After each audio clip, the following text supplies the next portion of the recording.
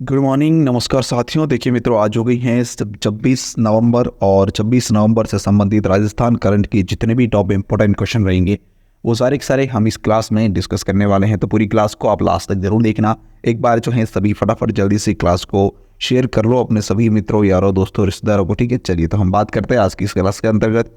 सबसे पहले आपसे एक और बात करना चाहूँगा कि इसकी पीडीएफ जो है आपको टेलीग्राम पर मिलती है, तो टेलीग्राम का लिंक वीडियो के डिस्क्रिप्शन में है। फटाफट जाइए जल्दी से और टेलीग्राम को एक बार जो है आप ज्वाइन जरूर कर लीजिएगा। ठीक है, चलिए बाकी हम बात करेंगे इस क्लास के अंतर्गत most important GK question Rajasthan current से संबंधित। इसके अलावा भी जो है मैंने आरबीएसई क्लास 6 से लेकर 10 तक की राजस्थान अध्ययन से संबंधित, किससे संबंधित, राजस्थान अध्ययन से संबंधित जो बुक्स है उनसे संबंधित मैंने सारे के सारे वीडियो जो है वो अपलोड कर लिए हैं। तो आपने अगर वो भी क्लासेस नहीं देखी है, क्योंकि राजस्थान का चाहे कोई भी एग्जाम हो, क्लास 6 से लेकर क्लास 10 तक की जो बुक्स है आरबीएससी की, उसमें जो है मोस्ट इंपॉर्टेंट क्वेश्चन है जो कि एग्जाम में एज इट इज आते हैं, तो वो सारे के सारे मैंने अपलोड कर रखे हैं। प्लेलिस्ट में जाइए, आप चैनल की प्लेलिस्ट में जाइए और सारी क्लास वाइज आपको मिल जाएगी। ठीक है, तो वो भी आप जरूर देखना। ठीक है, चलिए तो बात करते हैं और टेलीग्राम को ज्वाइन जरूर कर लीजिएगा। चलिए फर्स्ट क्वेश्चन जो है राजस्थान करंट का आपके सामने है। विश्व जल आयोग स्वीडन के साथ 3 दिवसीय अंतर्राष्ट्रीय जल सम्मेलन का आयोजन कहां पर किया गया है? तो यह आयोजन जो है वह किया गया है कहां पर? उदयपुर के अंतर्गत। कहां किया गया भाई? उदयपुर के अंतर्गत किया गया। झीलों की नगरी उदयपुर में किया गया, यानी कि यहाँ पे ये ऑप्शन हमारा बिल्कुल करेक्ट रहेगा। बात करते हैं इससे रिलेटेड फैक्ट के बारे में। स्वीडन के संयुक्त तत्वावधान में हुए 3 दिवसीय विश्व जल सम्मेलन का 20 से लेकर 22 नवंबर को विद्यापीठ के एग्रीकल्चरल विश्वविद्यालय उदयपुर के सभागार में इसका समापन हुआ है। तकनीकी क्षेत्रों में देश विदेश से आए 100 से अधिक विषय विशेषज्ञों ने जल प्रबंधन, संरक्षण और पुनरुद्धार की से जुड़े तथ्यों, स्थितियों और समस्या समाधान और आगामी कार्य योजनाओं पर मंथन भी किया है। ठीक है, चलिए फिर बात करते हैं नेक्स्ट क्वेश्चन नंबर 2 के बारे में। हाल ही में चर्चित देश का एकमात्र हाथी गांव कहां पर स्थित है? तो यह स्थित है कहां पर? जयपुर के अंतर्गत, अर्थात बी ऑप्शन इसका हमारा बिल्कुल करेक्ट रहेगा। ठीक है, चलिए देखते आगे। नेक्स्ट क्वेश्चन नंबर 3 है, प्रदेश में किस पर्यटन स्थल को आइकॉनिक डेस्टिनेशन के रूप में विकसित किया जाएगा? राजस्थान के अंतर्गत जो है किस पर्यटन स्थल को आइकॉनिक डेस्टिनेशन के रूप में विकसित किया जाएगा? तो इसका फैक्ट हमारा सही रहेगा। आमेर जयपुर जो है उसको आने वाले समय में आइकॉनिक डेस्टिनेशन के रूप में पर्यटन स्थल के साथ विकसित किया जाएगा, यानी कि यहाँ पे इसका ए ऑप्शन जो है वो हमारा बिल्कुल करेक्ट रहेगा। ठीक है, चलिए देखते हैं आगे फिर इसके फैक्ट के बारे में। राजस्थान सरकार द्वारा आमेर जयपुर को आइकॉनिक डेस्टिनेशन के रूप में विकसित किया जाएगा। इसके लिए 54.56 करोड़ रुपए की वित्तीय प्रस्ताव को भी मुख्यमंत्री द्वारा मंजूरी प्रदान की जा चुकी है। मुख्यमंत्री श्री अशोक गहलोत ने बजट वर्ष 2023-24 के अंतर्गत जो है इसकी घोषणा भी की थी। ठीक है, चलिए फिर बात करते हैं नेक्स्ट क्वेश्चन नंबर 4 के बारे में।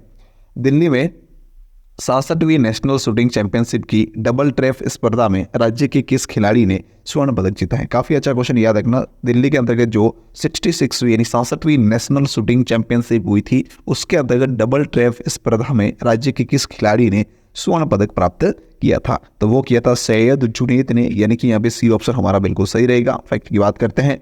देश के उभरते हुए निशानेबाज जोधपुर के सैयद जुनैद ने दिल्ली में आयोजित नेशनल शूटिंग चैंपियनशिप में गोल्ड सहित 2 पदकों पर अपना निशाना साधा था। जुनैद पिछले कुछ वर्षों से राष्ट्रीय स्तर की प्रतियोगिताओं में लगातार पदक जीत रहे हैं। दिल्ली में स्थित doctor Karni Singh shooting range में आयोजित 66वीं नेशनल शूटिंग चैंपियनशिप कंपटीशन में जुनैद ने राजस्थान की ओर से डबल ट्रैप स्पर्धा में शिरकत की है। यहाँ जुनैद और उनके साथियों के ने शानदार निशाने साधते हुए डबल ट्रैप की टीम स्पर्धा में स्वर्ण पदक अपने नाम किया है, मतलब स्वर्ण पदक जीता है। ठीक है, चलिए फिर है, वहीं जुनैद ने व्यक्तिगत स्तर पर भी जो है कुछ अच्छा प्रदर्शन किया। उसने व्यक्तिगत रूप से कांस्य पदक जीतने में सफलता प्राप्त। देखिए व्यक्तिगत रूप से इन्होंने कांस्य पदक जीता है, ये याद रखना, और सामूहिक टीम जो थी इनकी पूरी टीम ने स्वर्ण पदक जीता है। ठीक है, चलिए फिर है, राजस्थान टीम में सैयद जुनैद के साथ में आदित्य भारद्वाज और विनय प्रताप शामिल थे। टीम स्पर्धा में भी जुनैद ने सबसे महत्वपूर्ण योगदान देते हुए 103 लक्ष्यों पर सटीक निशाने साधे हैं। वहीं आदित्य भारद्वाज ने 92 और विनय प्रताप ने जो है लगभग 98 पॉइंट अर्जित किए हैं। उल्लेखनीय है कि देश के उभरते हुए निशानेबाज जुनैद सैयद पिछले कुछ वर्षों से नियमित रूप से राष्ट्रीय स्तर की प्रतियोगिताओं में भाग लेकर पदक जो है प्राप्त कर रहे हैं। ठीक है, चलिए फिर बात करते हैं नेक्स्ट क्वेश्चन नंबर 5 के बारे में। चंडीगढ़ व दिल्ली की तर्ज पर waste to wonder theme park कहाँ बनाया गया है? काफी अच्छा क्वेश्चन है, ये भी आने वाले एग्जाम की दृष्टि से इंपॉर्टेंट हो सकता है, तो आप ध्यान रखिएगा। Waste to wonder theme park कहाँ पर बनाया गया है? चंडीगढ़ और दिल्ली की तर्ज पर इसे निर्माण किया गया, तो कहाँ पर ये बना है? तो यह जो है वह बना है, अभी देखिएगा इसका आंसर जो है वो करेक्ट रहेगा हमारा कौन सा, जोधपुर के अंतर्गत, यानी कि आंगणवा गांव जोधपुर के अंतर्गत, अर्थात हमारा ए ऑप्शन जो है वो यहाँ पे बिल्कुल करेक्ट रहेगा। ठीक है, चलिए देखते हैं इसके फैक्ट के बारे में। चंडीगढ़ व दिल्ली की तर्ज पर बना 15 टन लोहे के कबाड़ से waste to wonder theme park, Chandigarh और दिल्ली की तर्ज पर waste to wonder theme park Jodhpur में बनकर तैयार हो चुका है। इसे तैयार होने में 1 साल का समय लगा है। पार्क की खास बात यह है कि इसमें 33 स्कल्पचर वेस्ट लोहे के बने हैं। मुख्यमंत्री श्री अशोक गहलोत ने 25 सितंबर 2023 को इस पार्क का लोकार्पण किया था और अभी जो है पार्क लगभग बनकर तैयार हो चुका है। कहाँ पर? जोधपुर के अंतर्गत।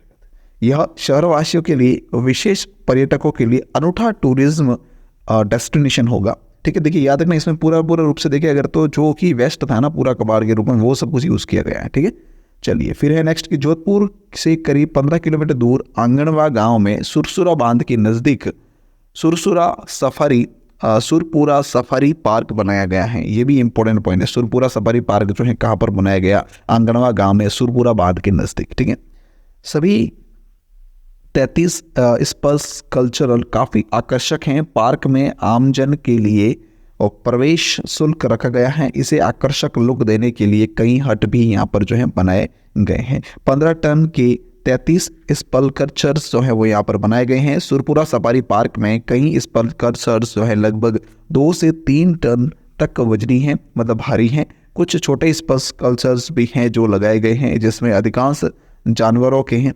बच्चों को ये स्कल्पचर खास अट्रैक्ट करते हैं। ठीक है, चलिए फिर बात करते हैं नेक्स्ट क्वेश्चन नंबर 6 के बारे में। 6 नंबर क्वेश्चन है, राज्य का दूसरा plug and play industrial complex कहाँ बनाया जाएगा? राज्य का दूसरा plug and play industrial complex कहाँ बनाया जाएगा? तो ये बनेगा बोरानाड़ा जोधपुर के अंतर्गत, यानी कि सी ऑप्शन इसका जो है हमारा बिल्कुल करेक्ट रहेगा क्वेश्चन नंबर 6 का, बोरानाड़ा जयपुर के अंतर्गत plug and play industrial complex. काफी इंपॉर्टेंट क्वेश्चन है, याद रखना। फिर देखते हैं फैक्ट के बारे में। राज्य में बनेगा दूसरा plug and play industrial complex. Boranada में राज्य का दूसरा plug and play industrial complex शुरू होगा। इस प्रोजेक्ट को पूरा करने और संचालित करने के लिए रिको की ओर से जोधपुर की एक निजी कंपनी को जिम्मा सौंप दिया गया है। लक्ष्य है कि इस इंडस्ट्रियल कॉम्प्लेक्स में 200 से ज़्यादा गैर प्रदूषित उद्योग स्थापित किए जाएंगे। दरअसल जोधपुर में पिछले कई सालों से एक भी इंडस्ट्रियल एरिया की घोषणा नहीं हुई थी। राज्य सरकार में मुख्यमंत्री की ओर से 2 साल पहले मल्टी स्टोरी इंडस्ट्रियल कॉम्प्लेक्स की घोषणा की गई थी। ठीक है, चलिए फिर बात करते हैं नेक्स्ट क्वेश्चन नंबर 7 के बारे में। ये भी इंपॉर्टेंट है। देखिए क्वेश्चन सारे इंपॉर्टेंट होती है क्योंकि इंपॉर्टेंट क्वेश्चन ही मैं इसमें शामिल करता हूँ। ठीक है, चलिए Rajasthan state faculty development academy की स्थापना कहाँ पर की जाएगी? काफी अच्छा क्वेश्चन है, आने वाला एग्जाम की दृष्टि से मोस्ट इंपोर्टेंट कह सकते हो आप इसे। Rajasthan state faculty development academy जो है उसकी स्थापना कहाँ पर की जाएगी? तो उसकी स्थापना की जाएगी भाई कहाँ पर? राजस्थान की राजधानी जयपुर के अंतर्गत, यानी कि सी ऑप्शन इसका हमारा बिल्कुल करेक्ट रहेगा। ठीक है, राजस्थान की राजधानी Jaipur, Rajasthan state faculty development academy. फिर बात करते हैं इसके फैक्ट के बारे में कि राज्य में स्थापित होगी Rajasthan state faculty development academy. मुख्यमंत्री ने उच्च शिक्षा के क्षेत्र में शैक्षणिक सुधार एवं उन्मुखीकरण के लिए जयपुर में Rajasthan state faculty development academy स्थापित किए जाने को मंजूरी प्रदान की है। Rajasthan state faculty development academy के माध्यम से उच्च शिक्षा के क्षेत्र में सुधार एवं शिक्षकों के उन्मुखीकरण तथा गुणवत्तापूर्ण प्रशिक्षणों के लिए राष्ट्रीय एवं अंतर्राष्ट्रीय स्तर की प्रतिष्ठित प्रशिक्षण संस्थानों से MOU किया जाएगा। ठीक है, चलिए फिर है क्वेश्चन नंबर 8। केंद्र सरकार द्वारा राजस्थान में कहां पर GST अपीलेट ट्रिब्यूनल स्थापित की जाएगी? केंद्र सरकार द्वारा राजस्थान में कहां पर GST अपीलेट ट्रिब्यूनल स्थापित की जाएगी? तो देखिए राजस्थान के अंतर्गत जो है 2 शहरों के अंतर्गत ये स्थापित की जाएगी। कितने? 2 शहरों के अंतर्गत स्थापित की जाएगी। तो कहां पर की जाएगी? तो देख लो आप, टोटली इसका जो आंसर रहेगा जयपुर और जोधपुर दोनों जगह की जाएगी, यानी कि A और B, D ऑप्शन हमारा बिल्कुल यहाँ पे करेक्ट रहेगा। ठीक है, चलिए देखिए फैक्ट इसके बारे में। 6 वर्षों के लंबे इंतजार के बाद में केंद्र सरकार ने जीएसटी अपीलेट ट्रिब्यूनल स्थापित करने का नोटिफिकेशन जारी किया है। नोटिफिकेशन में बताया गया है कि 28 राज्यों और 8 केंद्र शासित प्रदेशों के लिए जीएसटी अपीलेट ट्रिब्यूनल की 31 राज्य पीठों की स्थापना की जाएगी। मार्च 2023 में संसद के वित्त विधेयक में बदलाव को मंजूरी दी थी ताकि जीएसटी से जुड़े विवादों को सुलझाने के लिए अपीलेट ट्रिब्यूनल की स्थापना की जा सके। वर्तमान में कर अधिकारियों के फैसले से असंतुष्ट करदाताओं को संबंधित उच्च न्यायालयों में जाना पड़ता है। ठीक है, चलिए फिर नोटिफिकेशन के मुताबिक उत्तर प्रदेश में सबसे ज़्यादा यानी कि 3 बेंच जो है इसकी स्थापित की जाएगी जीएसटी ट्रिब्यूनल की, और वहीं गुजरात, कर्नाटक, राजस्थान, तमिलनाडु और महाराष्ट्र में 2-2 बेंच जो है स्थापित की जाएगी। अन्य जगहों पर सिर्फ 1 बेंच होगी। दिल्ली को छोड़कर ज़्यादातर केंद्र शासित प्रदेशों में कोई स्वतंत्र पीठ जो है इसकी नहीं है। जीएसटी मामलों के लिए कोई विशेष बेंच भी नहीं है।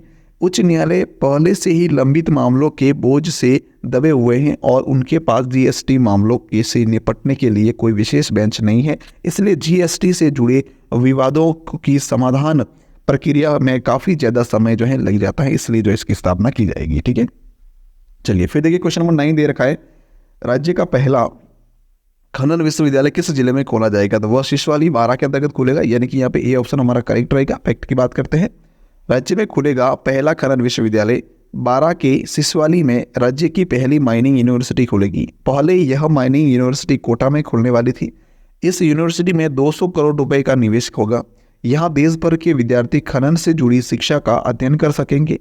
विश्वविद्यालय के लिए शिशुवाली में 25 हेक्टेयर भूमि निःशुल्क जो है वो आवंटित की गई है। तो याद रखना 12 के शिशुवाली के अंतर्गत। ठीक है, चलिए फिर यह विश्वविद्यालय राज्य सरकार का उपक्रम राजस्थान स्टेट माइनिंग एवं मिनरल स्थापित करेगा।